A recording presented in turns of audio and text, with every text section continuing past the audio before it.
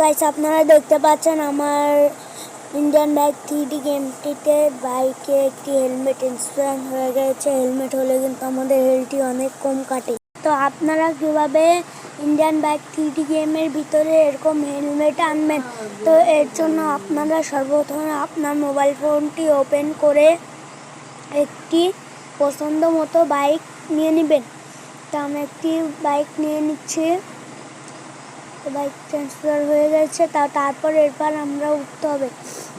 আরে আর ওঠার অপশনটা কই? এই তো আমরা উঠে যাচ্ছি। ওঠার পর একটা সেফ জায়গায় যেতে হবে। আমরা রাস্তার এক পাশে চলে যাই। রাস্তার পাশে যেয়ে আপনি যে কোনো স্থানে থাকলেই হবে। এরকম একটু দাঁড়ায় থাকবেন। দাঁড়ানোর পর কিছুক্ষণ ওয়েট করতে হবে, 10-15 সেকেন্ড। তো তারপর দেখতে পাচ্ছেন আমাদের হেলমেটটি কিন্তু চলে এসেছে। তো এভাবে আপনারা হেলমেট নিতে পারবেন। যারা ভিডিওটা সম্পূর্ণ দেখেছেন তাদের ধন্যবাদ।